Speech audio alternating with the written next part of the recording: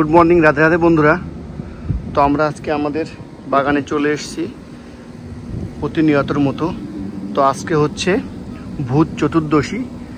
তো সেই উপলক্ষে 14 পুরুষদের যারা গত হয়েছেন স্বর্গলোকে গেছে, তো সেই উদ্দেশ্যে 14 শাক তুলতে হয়, রান্না করতে হয়।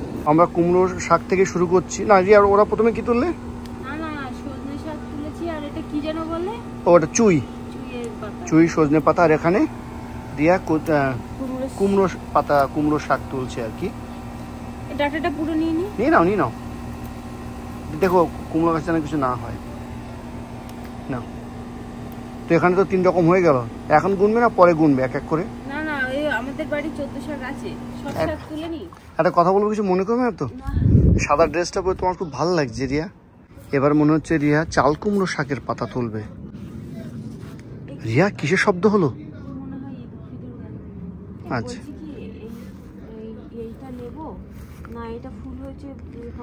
দাও, কোনো অসুবিধা নেই, আরো অনেক ডাল আছে, তুমি ওখান থেকে নিয়ে নাও।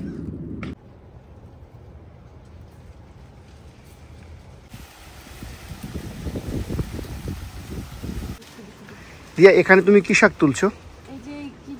তেলাকচু। দেখো তোমার সাদা জামার সাথে পিছনে সাদা সাদা কারা ঝুলছে ওগুলো?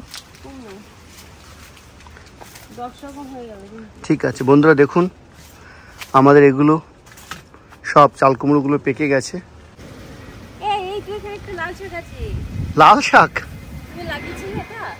ও ওইটা ওর পাশে তোমার মেয়ে খুঁজে পেয়েছিল।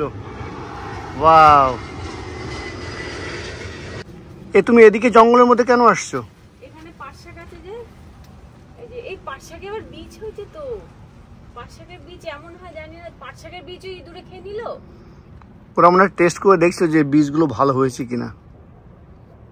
এ দেখো পাট শাকের দানা হয়েছে, এইগুলো রেখে দেবা, কিন্তু পরের বছর এইগুলোই লাগাবো। তথাস্তু। তাহলে পরের অন্যের কাছ থেকে আর চাইতে হবে না। তথাস্তু। এই 4-5টা গাছ নিয়ে এসেছিলাম বলেই কিন্তু আমরা পাট শাক খেতে পেয়েছি। তো বন্ধুরা দেখুন অনেকটা শাক হয়ে গেছে, ওল পাতা তুলি। তো বন্ধুরা ভগবানের ভোগ নিবেদন করা হয়ে গেছে। আর কি কি রান্না করেছি আগেই তো আপনাদের সঙ্গে শেয়ার করেছি।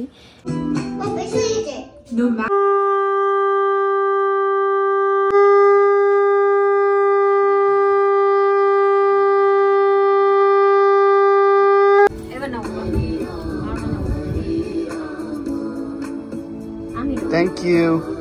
ডিনারে ভগবানকে ভোগ নিবেদন করেছি লুচি, পায়েস আর আলুর সবজি। বাই বাই, রাধে রাধে, ভালো থাকবেন।